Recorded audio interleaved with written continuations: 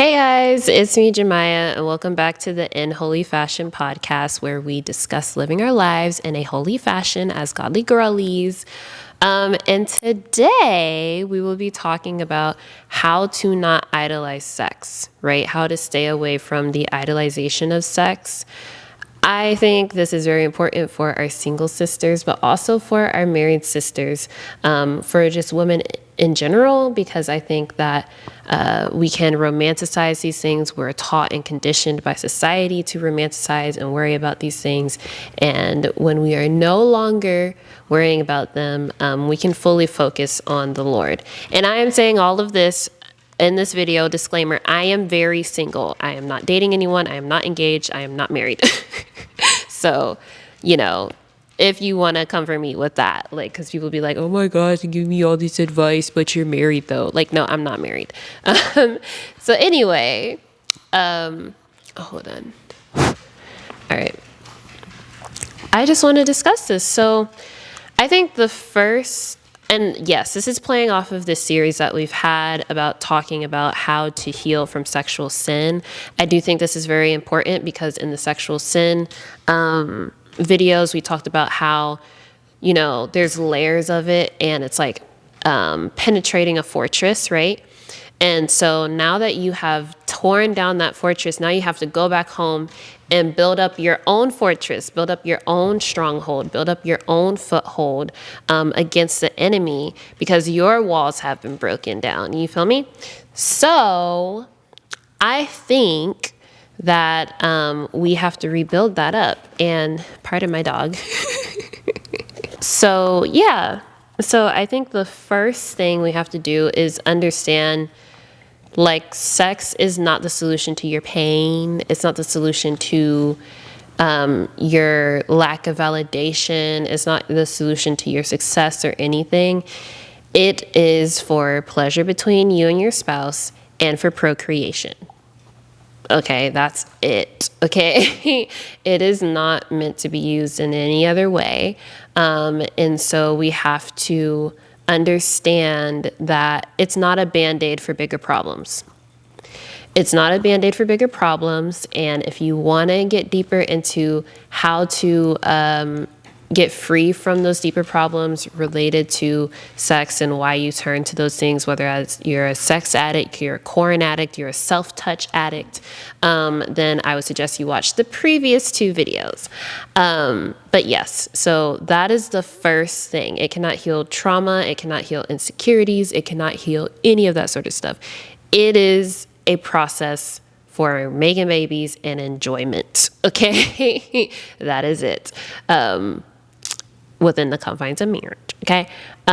So I think, because I'm going to start getting into the little things as to like the things you need to watch out for. There are things that we entertain every day that we don't think are very important to distracting us or, hindering our walk. But I want to really read you guys Philippians 2:12 in the AMP. Philippians 2:12 in the AMP, the Amplified Version. It says, "So then, my dear ones, just as you have always obeyed my instructions with enthusiasm, not only in my presence, but now much more in my absence, continue to work out your salvation that is cultivated, bring it to full effect, actively pursue spiritual maturity with awe-inspired fear and trembling, using serious caution and critical self-evaluation to avoid anything that might offend God or discredit the name of Christ," right? So that's the Amplified Version. In other versions, it's a lot shorter, but the Amplified just kind of it amplifies. But yes, like, we should be striving to make sure our walk is clean and non-distracted.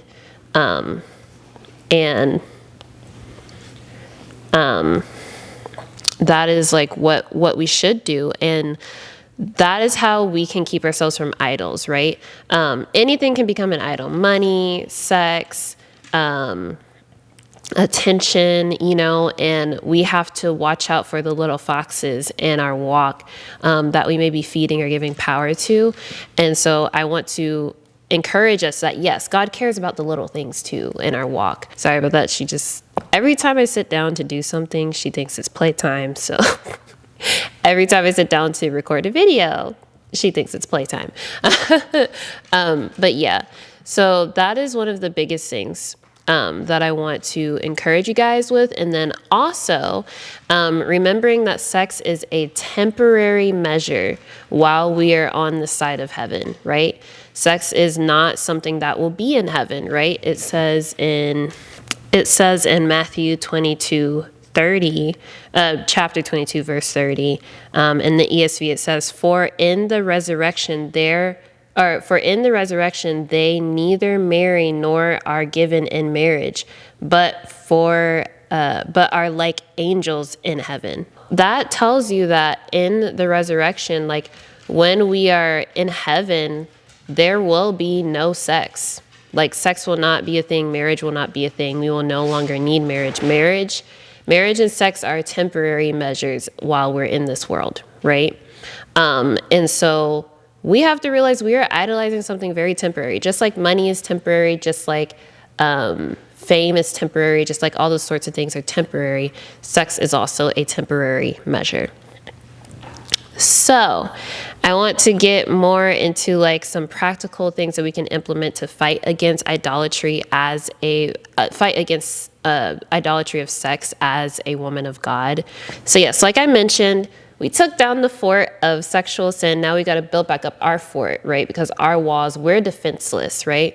So I want to go to Nehemiah chapter 4, verses 16 to 18. So this is back when, I believe this is when, during the 70-year period that Israel was in Babylon, because they were taken over because of their disobedience. And so now Nehemiah, he was a cupbearer. He was grieved that Israel, Jerusalem, like it was defenseless, like the people who were still left there, it was defenseless. And so he asked the king if he could go back to build the wall. And like they're back then having a wall of protection around your city and around your towns and stuff was very important in warfare. And when a town or when a country was like defenseless, it was like their way of defense. When a area was defenseless, it was very easy for them to be taken over, to be overtaken. And in fact, one of the first things in sieging another city or a town was taking down their wall, their fortress. So he was grieved by that. The king allowed him to go and do it. And so it says, what did it say, 16 to 18. It says, From that day on, half of my servants worked on construction, and half held the spears, shields, bows, and coats of mail. And the leaders stood behind the whole house of Judah, who were building on the wall. Those who carried burdens were loaded in such a way that each labored on the work with one hand and held his weapon with the other. And each of the builders had his sword strapped at his side while he built. The man who sounded the trumpet was beside me. Sorry, I'm trying to read it all. But yeah, so at the time when he went back to build up the wall, the other countries around, the surrounding countries, the enemies of Israel, they were concerned, right? Because like I said, a wall back in those days was like your main source of defense against attacks. And so when you're building back up your wall, you're strengthening your area. They were plotting to unalive the people or hurt the people who were rebuilding the wall. They didn't like what Nehemiah was doing. Nehemiah was restoring the area. He was bringing people back to the law. He was purifying. Like, he was doing a lot in this book, and I recommend you should read it. But this represents what we should be doing and what we will be doing in the spirit. We have to rebuild our walls up, our fortress up, our guarding our hearts better. We have to do that, but while we're doing that, like they're doing in the scripture, we need to have a sword in hand too, to fight off attacks, because while we're still rebuilding, the enemy is going to be like those enemies. The enemy is going to want to come back and tempt us and try and tear down our wall and keep us from doing everything that in our power to build back up that wall against sin. So we have to be vigilant, and we have to build with one hand and fight with the other, right? So I want to encourage you guys that this is part of that. Yeah, another thing when it comes to the idolatry of sex, I found 1 John 2, verse 16, it says, "For all that is in the world, the desires of the flesh and the desires of the eyes and pride of life, is not from the Father, but is from the world." So this is a huge part of, like, staying away from the idolatry of sex. A lot of it is lust. And so the pride of the eyes, right? Or, what is it? The desires of the eyes, right? The desires of the flesh. Like, we have to stay away from that, and we have to protect our walk from that. I also want to encourage you guys that we are not like immune to sin once we get over a sin. I know that can be very tempting when you've gotten over something, and you no longer give into it anymore. And so you get lax, you get relaxed. You don't think you have to be so on guard. But really, it says in James 1, 13, verses 13 to 15, it says, "Let no one say when he is tempted, I am being tempted by God, for God cannot be tempted with evil, and he himself tempts no one. But each person is tempted when he is lured and enticed by his own desire. Then desire, when it has conceived, gives birth to sin, and sin, when it is fully grown, brings forth death," right? So literally, or unaliving, death. But literally, if you keep playing with sin and you keep letting it kind of be around you and that temptation be around you and you don't take it seriously, it says that the desire will become sin, and then sin will become unaliving, right? And so you have to stop that cycle before it even becomes sin. You have to stop it right at temptation, right? So I am going to get into the list of things that I think as women we struggle with when it comes to protecting ourselves from the idolatry of sex. But before I do, I just want to remind you that yes, we have to protect our eye gates and our ear gates. So Matthew 5, verses 27 to 30, it says, "You have heard that it was said, 'You shall not commit adultery,' but I say to you that everyone who looks at a woman with lustful intent has already committed adultery with her in his heart. If your right eye causes you to sin, tear it out and throw it away, for it is better that you lose one of your members than that your whole body be thrown into, HE double hockey sticks.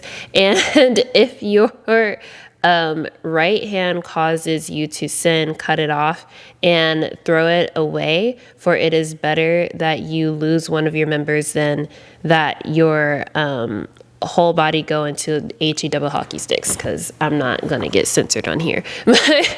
But you know what I mean. And so that is the best place, or that is the best thing to do, is to protect. You have to continue to stay on guard against temptation. You have to continue to stay on guard against sin. Just because you have overcome does not mean you can just get relaxed and chill and blah, blah, blah, blah, blah, right? Even when you're married, you cannot just chill and relax and blah, blah, blah, against sin in general, but especially sexual sin, right?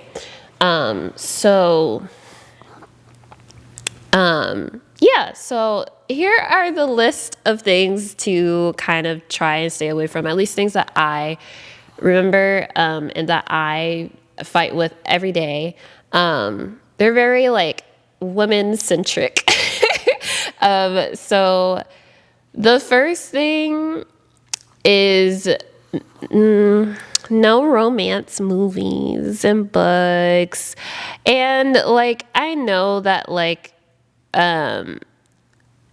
as women, we tend to be more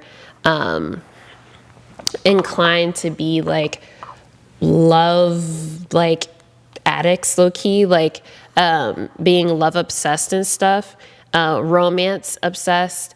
But these forms of media, like it gives you an unrealistic idea of love. It places an unrealistic expectation on men and on women, to be honest. And it's just not good, right? When you practice watching fantasy, because it is fantasy on screen.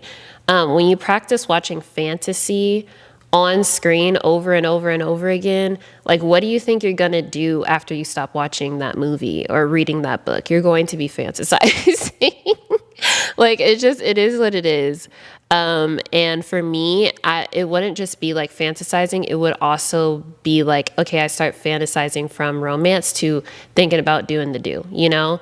And so I would say my advice would be to stay away from stuff where romance is the main plot. I do think that like, that is something that,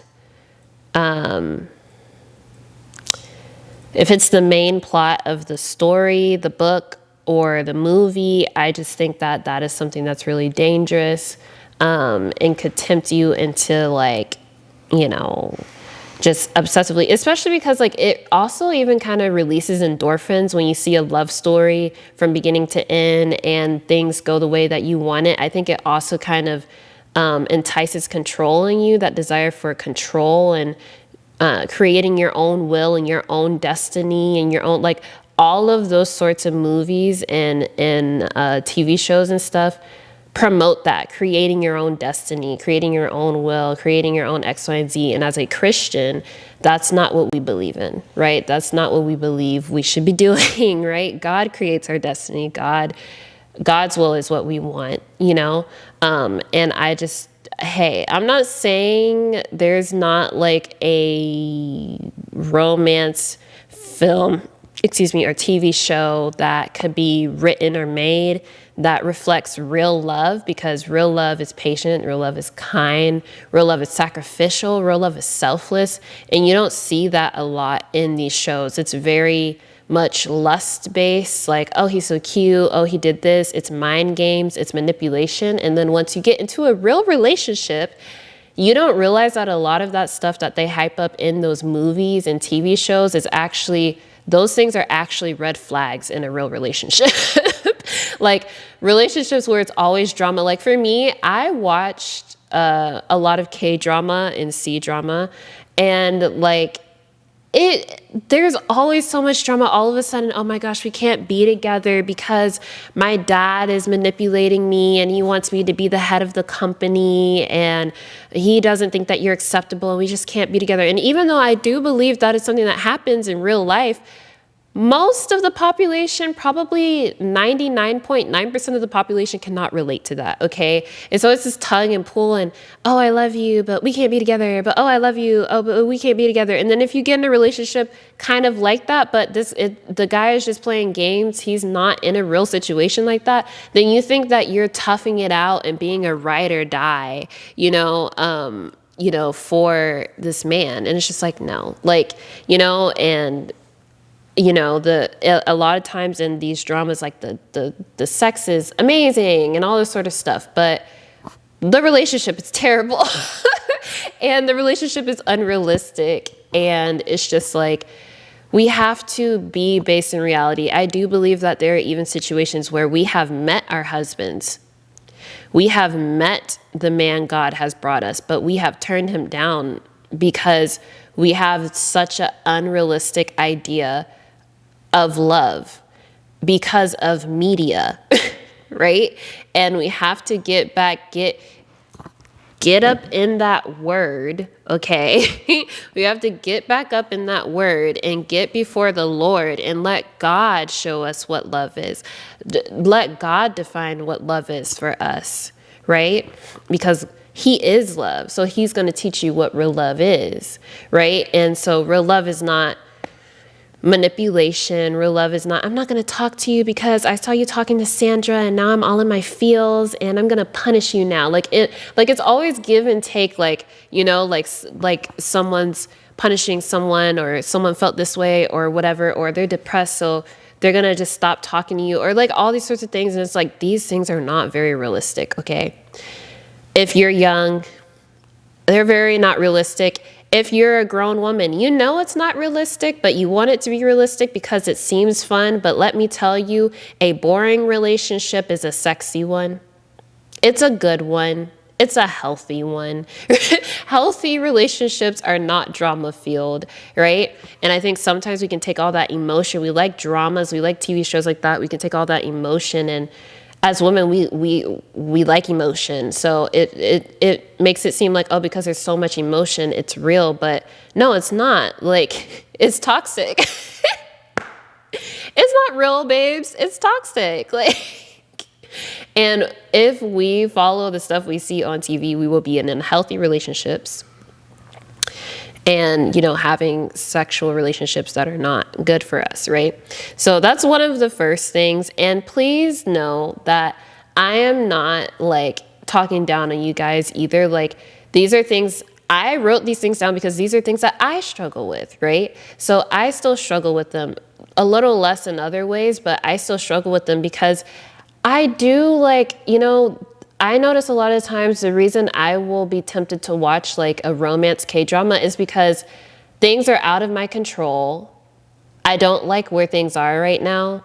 And I need a little hit of dopamine. So I'm going to go watch the perfect little romance story where everything goes the way that I would want it to go. And then that's going to make me feel better. And that's just not, that's not of God, right? That's not of God. And no. So that part. Again, on the movies, I think no movies or TV shows with excessive immodesty. So I watch a lot of anime. If you couldn't tell already, like, I feel like most dorks and nerds like watch a lot of anime, but I watch tons of anime. I love animation in general. I love cartoons. I've just always loved it. I turned 26 in 2 days, as of this recording, as I'm recording this, and I still watch cartoons. I still watch anime. They're like more adult one, not like the ones that are bad, but you know what I mean? Like, you know, cartoons are for everybody. They should be for everybody. But anyway, so I think one of the things is that when I'm watching a lot of anime, there's this thing called fan service. And if you're an anime head, you know what it is, which is like when the writers make certain characters, imply a romantic relationship between them, or they will use certain characters' body parts to entice the viewer. And so there's a lot of anime where there are women with busty bust and they will make them move a certain way or do certain things or whatever, sexual things, stuff like that, to highlight certain parts of their body to entice the viewer. Because especially in shonen anime, which is like, it's kind of like all about the power of friendship and growing and like being friends and like all this silly stuff, but it's mainly geared towards teenage boys, right? It originally was. And so they know a lot of teenage boys are watching it, so they will put stuff like that in there, and it's very gross. It's very gross. I can name several. Okay, My Hero Academia, I couldn't watch it anymore because it just had way too many instances of inappropriate costumes and inappropriate situations with the women in those costumes, okay? And there was another situation like with One Piece. Everyone raves about One Piece, but I could not keep watching it, for one, because it is a time waster, okay? That show has way too many seasons. Oh my gosh, like watching One Piece is almost like a full-time job. Like it's just too much. But one of the reasons I could not watch it as much anymore was because like Nami and Robin, like literally the way they draw them, it's like so sexual, and just like the things they make them do and stuff, it's like so sexual. And then some of the other, female characters and stuff, it's just inappropriate. And I just couldn't in good conscience keep watching it. So I wouldn't say that everyone shouldn't watch these things because I can't watch them, but I would say be careful with what tempts you and what doesn't. Some people, because sexual temptation isn't as much of a thing for them, or they're not tempted in the same ways, it doesn't bother them. But for me, because I come from a background of having had a corn addiction and stuff like that sort of stuff is tempting for me. And so if it's just too much, like I can't watch it. Like there's a certain point where it's just like, there are one-off times where it's just like, oh, it happens or whatever, and I just skip that part. But like there are other times when it's like a regular occurrence in the show, I just can't watch it. I just can't watch it. And it's hard because there are a lot of great animes out there that I wish I could watch, that I can't, because there's just so much immodesty in there, so much skin, so much flesh, so much like all of that in there. And it's just like, no, I can't watch it. Like it's almost like watching corn. It really is. It almost starts to feel like you're watching corn, except it's animated. So yeah. So I would say like, even like, there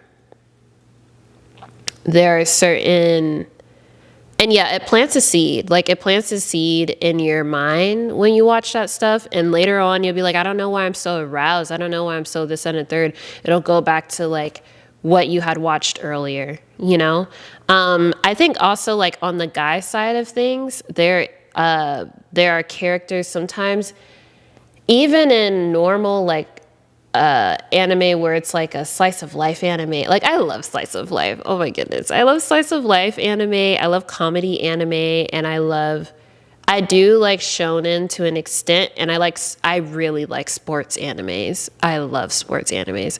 But even in the sports animes, like sometimes they'll draw the guys so like Blue Lock, for example, the soccer one.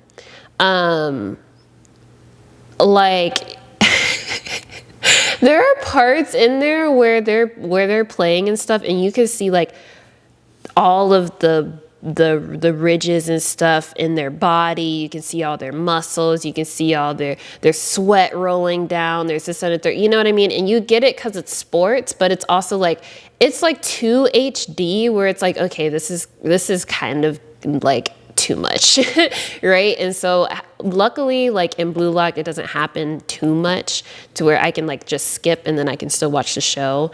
But like there are parts where it's just like, hey, like if it's happening too much for you, if it's happening often, if it's a regular occurrence, like definitely cut it off, because it's tempting, okay? Men and muscles. I don't know about you, but me likey muscles on a man, okay? Me likey muscles on a man.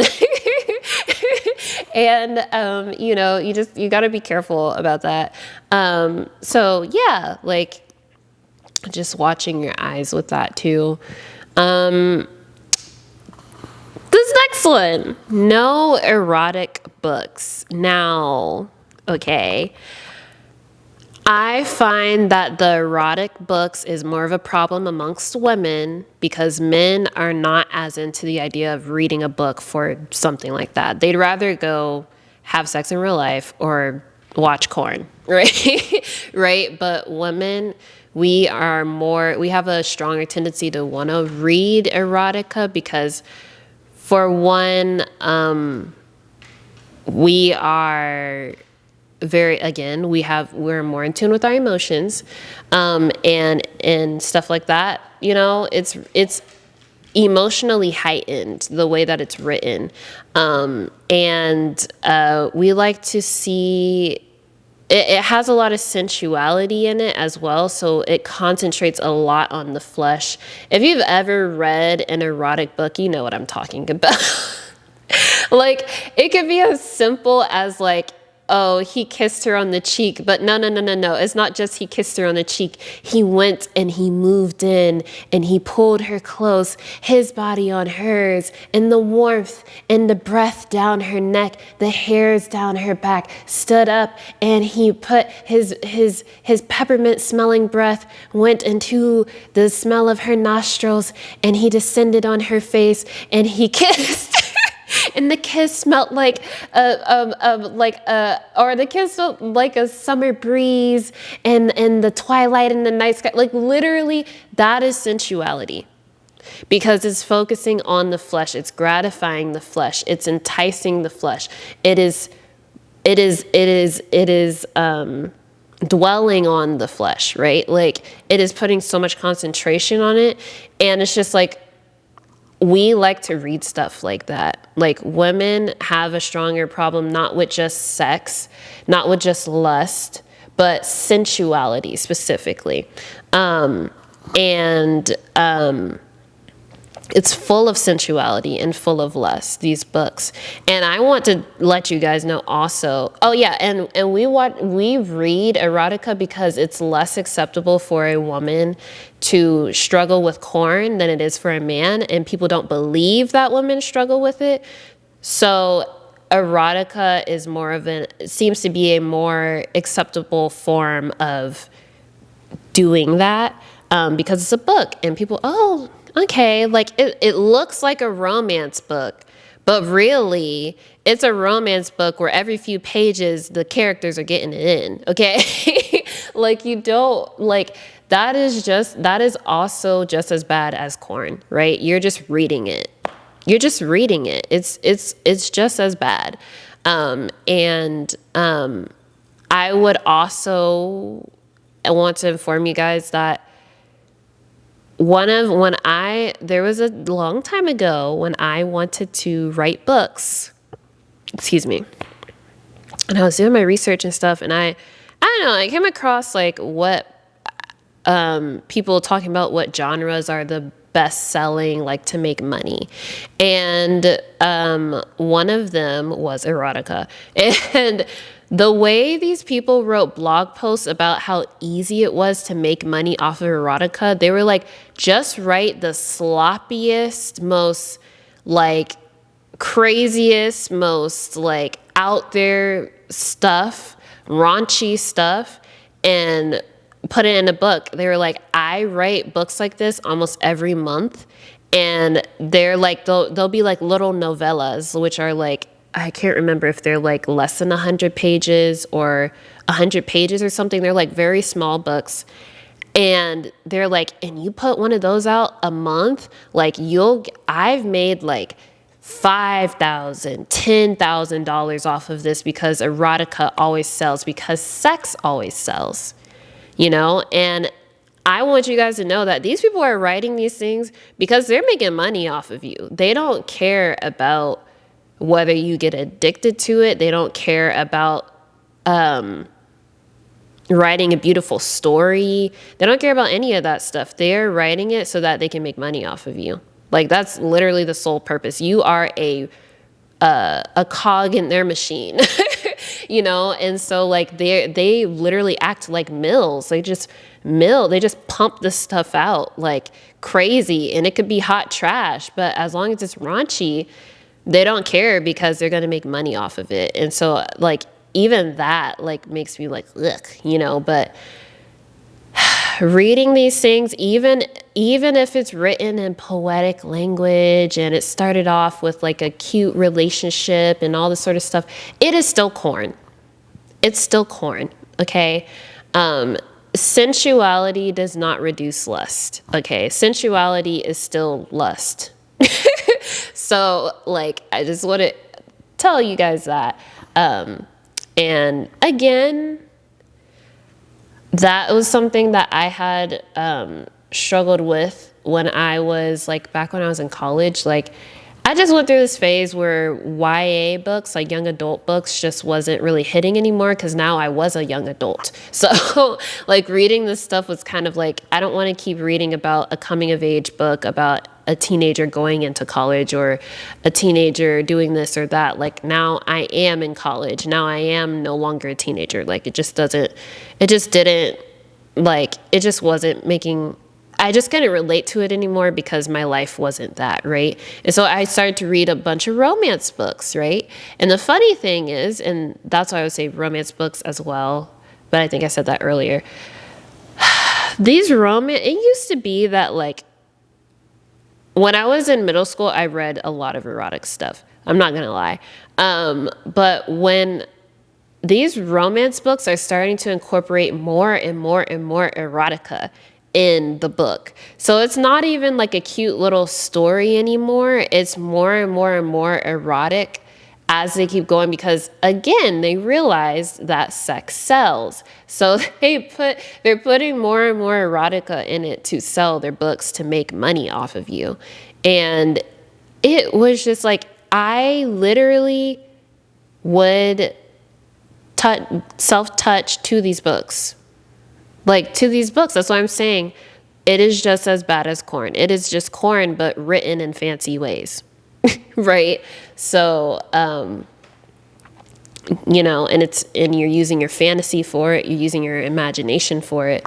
So I would just like no. I can't even read a normal romance book because it's fantasy and I'm fantasizing and stuff and like, oh, it's so cute and blah, blah, blah. But then I'm dwelling on it. And then the more I dwell on romantic stuff, the more I get enticed to think about doing the do, right? So that's one of them. And then lastly, one of the things that I think you should stay away from is no romance songs, okay?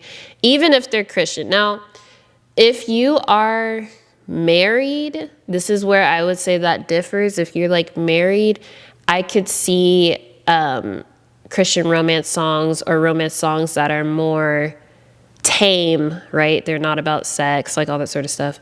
I think that's appropriate because now you're in a season where that is appropriate. However, would I suggest listening to it all the time? No. Like, there are some songs that are just made for weddings and you should just play them for weddings, right? There are some songs that are for date night, right? And you should just do date night. There are some songs that are for baby making and you should just play them for baby making, right? But like riding around listening to it all the time, I would not suggest it. I do think as a single Christian woman as well, like it entices fantasy. Like when you're single, it entices fantasy. Like I do think, and if you're not using the songs for their appropriate purpose, which is for a wedding or a date night or between you and your spouse, I think just sitting around listening to them is not good because you're fantasizing, right? You're going to start fantasizing and thinking about stuff that is non-existent and it's not happening. And so I would suggest not doing that. Romantic music, most pop songs and even like R&B songs, because I'm a huge R&B girly. Most R&B songs are about romance and you think it's romance, but a lot of times it's just lust.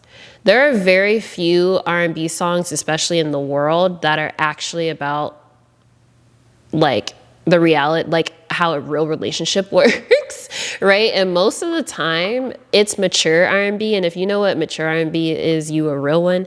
But mature R&B is like for people who are like, I don't know, like in their late 30s, 40s, 50s, like, you know, hey girl, I'm not playing around with you. Come here, the kids are gonna hear us. It's like something like that. You know, think the Isley think Charlie Wilson, like think like I think even Usher is starting to kind of go into the he's kind of dipping his toe into mature R&B, like stuff like that. Think them people, stuff that your uncles and aunties are probably listening to. It's not a bad thing, but I think that a lot of those songs are more based on what love really is, whereas like the R&B that's most popular is more about like romanticizing toxic relationships again, romanticizing just lust. It's just like, okay, there are songs where there are people who are literally just singing about having sex with this one person they found interesting in the club. Like, it's fetishization. It's just like very sensual indeed. I mean, have you ever listened to like a Janet Jackson song? Like her songs be bad sensual. You know what I mean? Like some of them, it's like they're like you have to discern, right? And I'm not someone who listens to worldly music anymore. Now there are the off chances, like if I come to a cookout and you know the family's just playing the classics, you know what I mean? And if you're black, you know the classics, but they're just playing the cookout music. Like I'm not gonna melt into a pile and just, you know. But like the music I'm choosing to listen to, and if I'm in control of it and everything, like I'm listening to Christian music. There's tons of Christian R&B out there, okay? If you're an R&B girly like me. There's plenty of Christian hip-hop out there if you're a hip-hop girly like me. There's tons of Christian, like when I first became a Christian, we did not have this much variation, okay, in Christian music. And now we have so much, like there's gospel Afrobeat, there's a lot of Spanish, like a lot of Spanish rap, a lot of Spanish R&B and pop. That's Christian. There's just so much variation out there right now that like it is a time where you really don't have the excuse. Just saying. I really, if y'all want some help with that, I could make a video or something like that to like encourage you guys and share some of my faves. But yes, it is better to listen to music where you're listening about like what it means to be a Christian. Like there are a lot of songs out there where it's like they're talking about relatable things as a Christian, where you're like, dang, yeah, I'd be struggling like that, or like this, or that's totally how it feels, or X, Y, and Z. But it always points you back to God. I feel like with romance songs and stuff, it's just glorifying the flesh, glorifying lust, glorifying all those things, especially in the world more so. And then Christian love songs, I think, is like more so for people who are married, like talking about stuff that you should be thinking about when you're married, right? So just putting that out there. Those are my main things. I'd even throw in video games, like certain video games. I do think now I'm not super like worried about that, but I think like things like Bayonetta, like if you know Bayonetta, like, ooh, I watched Bayonetta when I think I watched Corey Kenshin play Bayonetta. Yes, I'm a samurai. But I watched him play Bayonetta like a long time ago. And I think he went back to it or something. Or I can't remember if I tried to rewatch it, but like I couldn't watch it because it was just it's so sexual. Like the outfit, the moves they make her do in there, like it's just too much. And so I would even say like games where there's a lot of like immodesty, I probably would be careful with. And